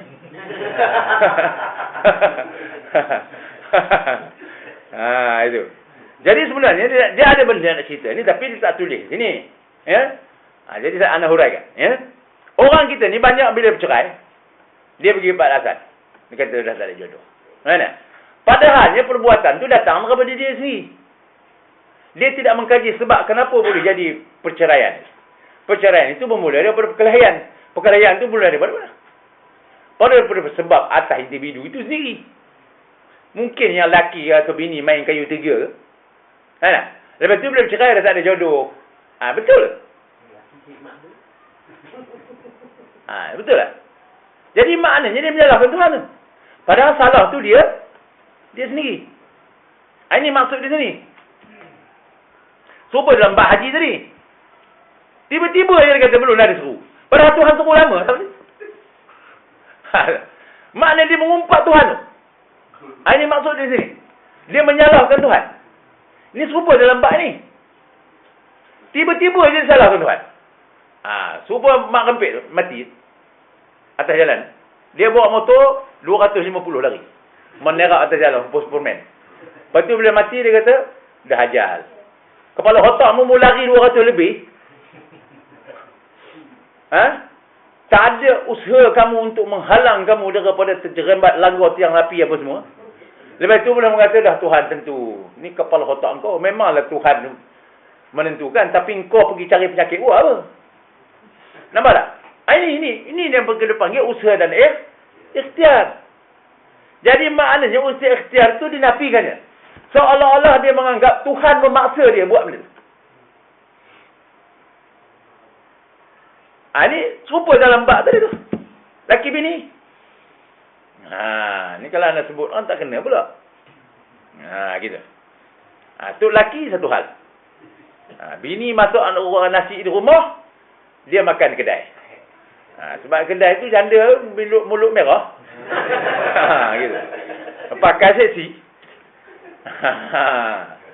Lepas itu dia yang bini pula satu hal. Duduk di rumah rambut macam sarang ayam. Mula laki nak lari. Cari kedai buat janda. Bila cari kedai buat janda, balik ke rumah tak makan. Dia mula tanya, kenapa tak makan? Dah makan di kedai. Makan di kedai mana ni Mamat? Dia pergi cari, rupanya kedai janda. Kata jadi berkelahi. Bila jadi berkelahi, bercerai. Tapi bercerai tadi, siapa punca? Punca daripada perbuatan kita sendiri. Lepas tu kita kata dah tak ada jodoh. Kau yang buat benda tu. Tak? Nampak tak? Ini nak kena faham ni maksud dia cakap ni. Dia cakap ni pendek tapi kalau tak syarah kita tak faham. Sebab itu daripada segi apa ni suami isteri ni ya, dia lelaki tu disuruh berhias untuk isteri dia. Isteri tu disuruh berhias untuk suami dia. Kan? Gitu. Ni tak. Orang kita ni lah ni, dia berhias untuk orang lain. Untuk orang lain tengok. Jadi bila timbul masalah bercerai, maka dia katanya, dah tak ada jodoh. Nampak? Padahal, aturannya dia tidak ikut. Usaha ikhtiar tidak dilakukan. Itu kiahlah benda lain pun. Kalau nak cerita orang, apa cerita orang bujang ngajar orang kelamin buat.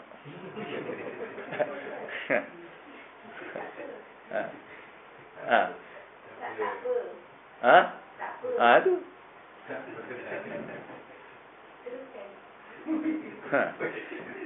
Jadi maknanya, maksudnya di sini, daripada kita menyalahkan takdir setelah berlaku sesuatu, kita muhasabahlah diri kita maknanya. Itu maksud di sini.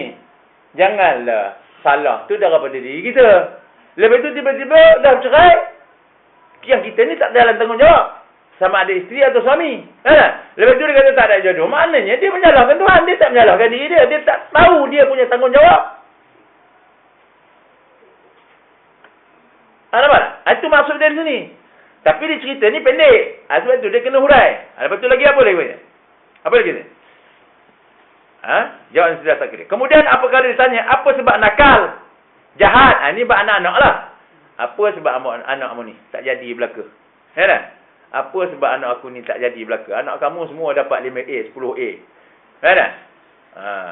Maka tak maju. Maka dijawabnya sudah nasib.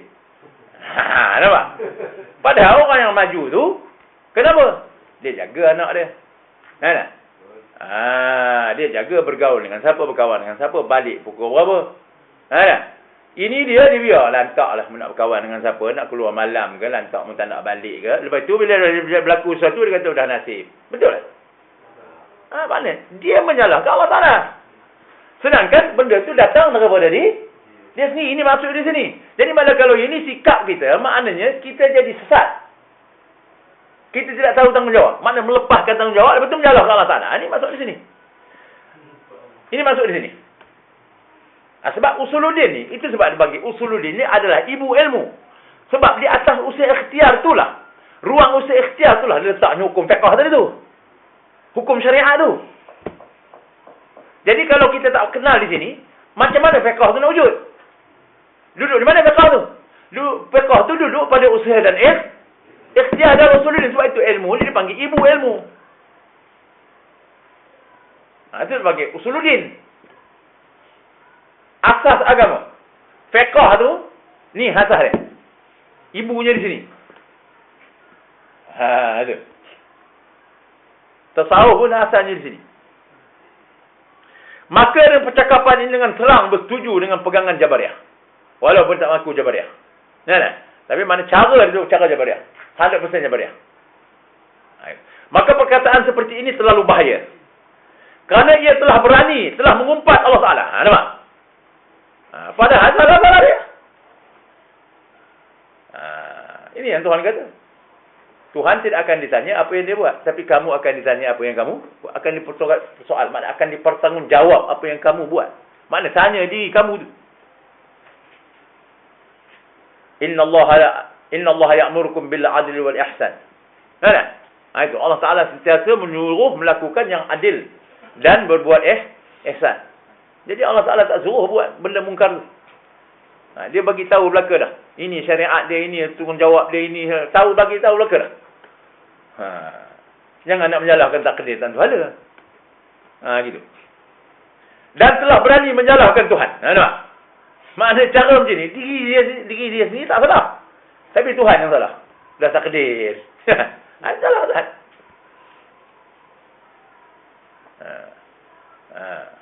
Itu.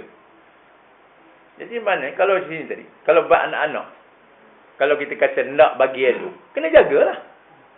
Janganlah dibiar. Jangan. Pelajaran dia macam mana? Didikan agama macam mana? Dia berkawan dengan siapa? Kemana hala kamu hilang hari-hari pukul dah tengah-tengah malam kamu baru balik? Kena tanyalah. Gitu. Itu makna tanggungjawab. Gitu. Itu mana tanggungjawab. Ini tak ada tanggungjawab. Lepas itu dia menyalahkan Tuhan. Dia Jabariyah. Mana hilanglah segala tanggungjawab. Dia Jabariyah. Mana tanggungjawab tak ada. Kewajipan tak ada. Jadi tak ada guna. Itu dia kata tadi. Tak ada guna Quran, hadis, syurga, neraka, habis. Nabi-Nabi, Rasul-Rasul, kitab-kitab pun tak ada guna. Semua dia menyalahkan Tuhan lagi. Ini sesat yang teramat sesat. Jadi ni. Inilah kebanyakan orang kita. Kebanyakan orang kita ni memang Jabariyah. Dia tak ada tak tahu tanggungjawab dia. Macam apa dia? Lepas tu dia cakap bunyi warak. Dia bunyi macam warak ni, Jabariyah ni. Dah nasib. Ada. Warak bunyi. Tapi bodoh. Ia menyangka seolah-olahnya Tuhanlah yang menyebabkan ia jadi sengsara. Jadi bercerai dan sebagainya. Jadi tak maju, jadi nakal sebagainya. Tuhan yang menyebabkan. Padahalnya dia tidak jalankan tanggungjawab.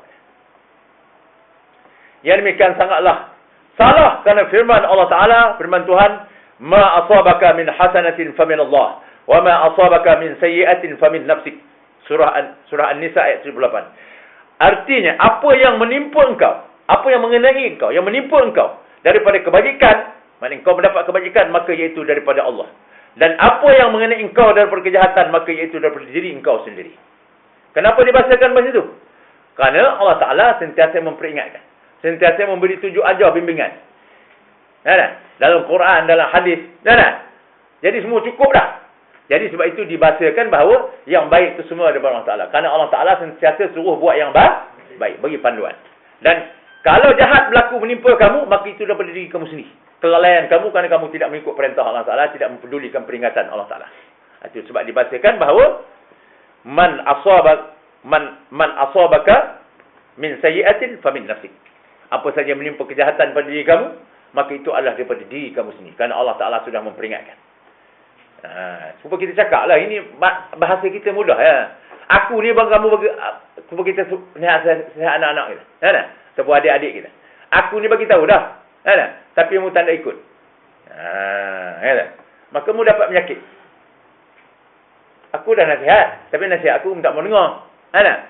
Jadi, kamu dapat penyakit sebab kamu tak mau ikut aku punya nasihat. Jadi macam itulah. Jadi Allah Ta'ala dah bagi tahu. Kan? Tiba dia tak nak ikut. Jadi maknanya itu dah berdiri kamu sendiri. Kalau yang baik itu sebenarnya daripada Allah Ta'ala kerana Allah Ta'ala memperingatkan yang baik itu. Itu sebab di sini. Tapi hakikatnya buruk baik itu semua daripada Allah Ta'ala. Itu hakikat. Tapi yang hakikat saja kena ada syariat. Ya. Gitu.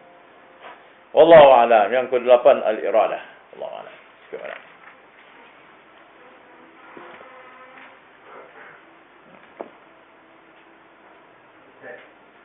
Yang orang raya tak boleh kata dia pahaman dia asingkan kuasa dengan zat. Mana sifat dengan zat? Ada. Jadi itu bab lain tadi tu. Itu bab lain. Ini maknanya dia menafikan, makna qadariyah ni dia mengadakan benda tiada. Maknanya dia kata usaha ikhtiar hamba tu boleh memberi bekas. Padahal usaha ikhtiar hamba tidak boleh memberi bekas. Jadi sebenarnya perbuatan kita tak boleh memberi bekas. Kerana kalau boleh memberi bekas,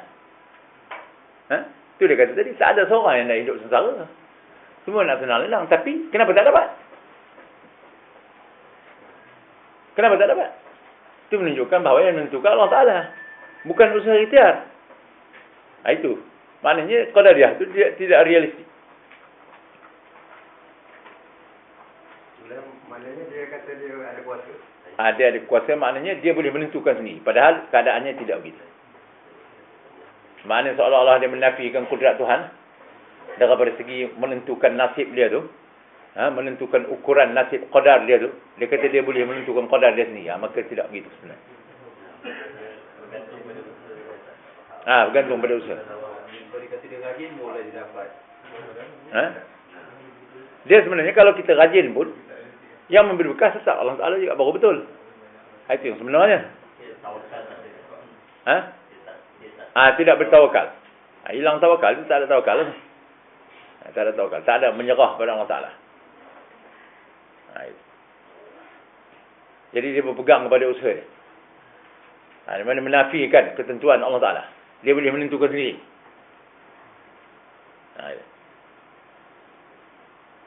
Lagi apa?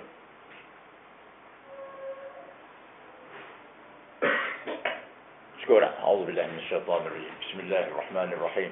Alhamdulillahi rabbil alamin wassalatu wassalamu ala sayyidina Muhammadin asyrafil anbiya'i wal mursalin wa ala alihi wa sahbihi ajma'in. Allahumma inna na'udzubika min 'ilmin la yanfa' wa qalbin la yakhsha' wa 'amalin la yurfa' wa du'a'in la yusma'. Allahumma arinal haqqa haqqan warzuqna ittiba'ah wa arinal batila batilan warzuqna ijtinabah. اللهم اجعل جمعنا هذا جمعا مرحوما وتفرقنا من بعده تفرقا مباركا مقسوما اللهم احينا بحياة علماء وامتنا بموت شهداء في زمرة الاولياء وادخلنا الجنة مع الانبياء عليهم الصلاة والسلام ربنا ظلمنا انفسنا وان لم تغفر لنا وترحمنا لنكونن من الخاسرين ربنا لا تؤاخذنا ان نسينا او اخطأنا ربنا ولا تحمل علينا اصرا كما حملته على الذين من قبلنا ربنا ولا تحملنا ما لا طاقة لنا به واعف عنا واغفر لنا وارحمنا أنت مولانا فانصرنا على القوم الكافرين ربنا لا تزغ قلوبنا بعد إذ هديتنا وهب لنا من لدنك رحمة إنك أنت الوهاب ربنا آتنا في الدنيا حسنة وفي الآخرة حسنة وقنا عذاب النار وصلى الله على سيدنا محمد وعلى آله وصحبه أجمعين والحمد لله رب العالمين.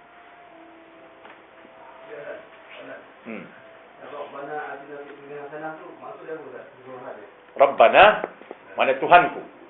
Atina, bawa datang kepadaku. Datang kepadaku. Fit dunia. Dalam kehidupan dunia ini hasanah. Maknanya kebaikan. Bukan kita minta dunia, kita minta kebaikan. Sebab itu hasanah tu kalau orang ngaji nahu dia panggil maf'ul mutlaq. Maknanya kita minta tu bukan dunia. Kerana dunia ni ada yang sayyi'ah, ada yang hasanah. Yang sayyi'ah mana yang jahat. Yang sayyi'ah mana yang jahat, yang hasanah mana yang baik. Yang kita minta ialah hasanah. Maknanya kufur pun atas dunia. Iman pun atas dunia.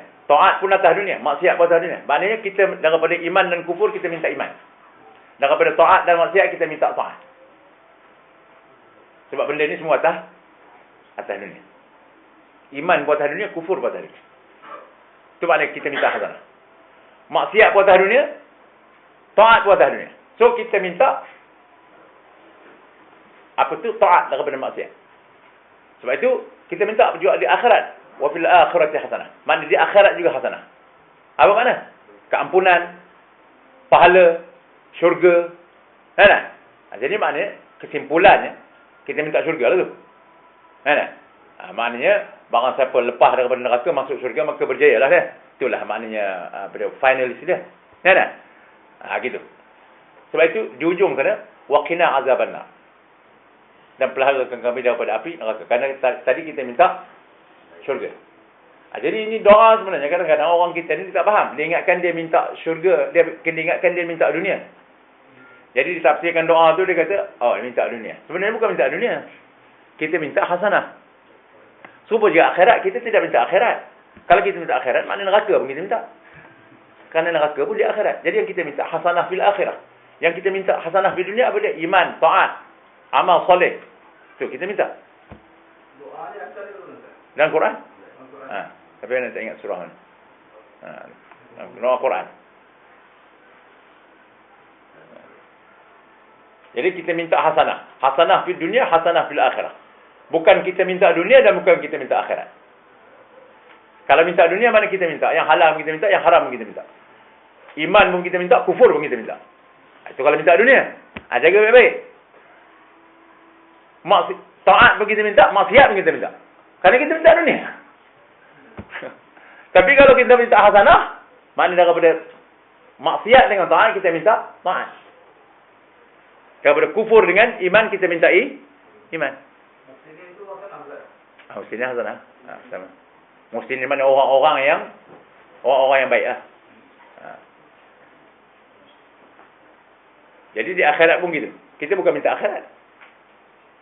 Kita minta hasanah fil akhirah. Wa fil akhirati hasanah. Yang kita minta hasanah fil akhirah. Bukan akhirat. Kalau akhirat kita minta, neraka pun kita minta. Kerana neraka pun di akhirat. Allahu a'lam. Cukup apa ni?